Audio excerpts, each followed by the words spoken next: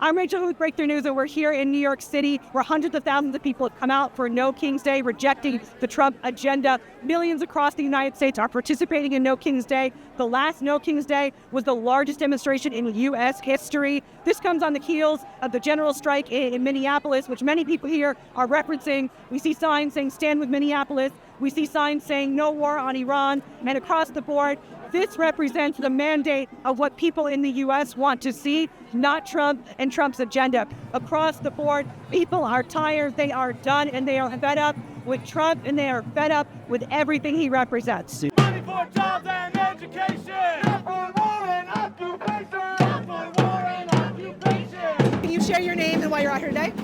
Yeah, my name is Gabriel. I'm here today because the Trump administration is a fascist one, but mostly what most people don't understand is that Trump is a symptom of capitalism, and that the reason we're here is because working people have been ignored for generations, and conditions have gotten so bad that someone like Trump came to rise.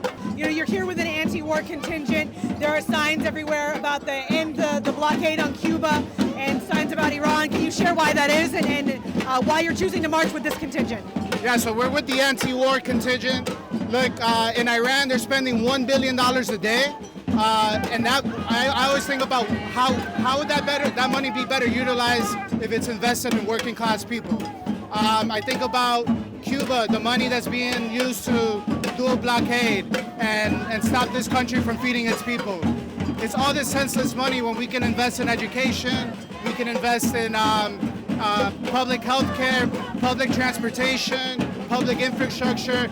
I mean, let's be real, America's falling apart, and we need to invest in our people, right?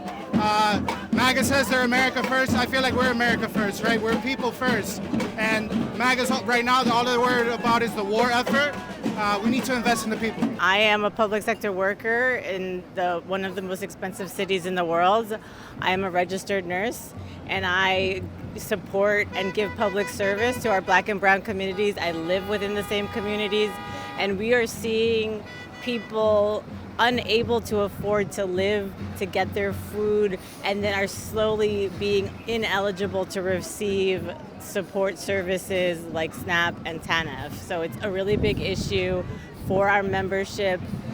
We, as public sector workers, we were inspired by the NYC strike, and we want to bring it even further to say that we're done with our tax dollars being spent on war and occupation, slaughtering families, similar workers in similar situations to us in the Middle East, in Iran, and in Gaza. And we want those tax dollars to be spent for our families, for our future, for our communities, so we can live a sustainable life and have a sustainable life in the future. I can imagine within the public sector just how often you interface with immigrants as a huge part of the reality and the lifeblood of New York City. So I'm curious, to hear from you about what you think about the role of public sector workers is right now in fighting back against the Trump administration and fighting back against this war. Well, the role is organize in every corner you can in our communities, whether it be in your workplaces, in your unions, at your children's schools, if you're going to school.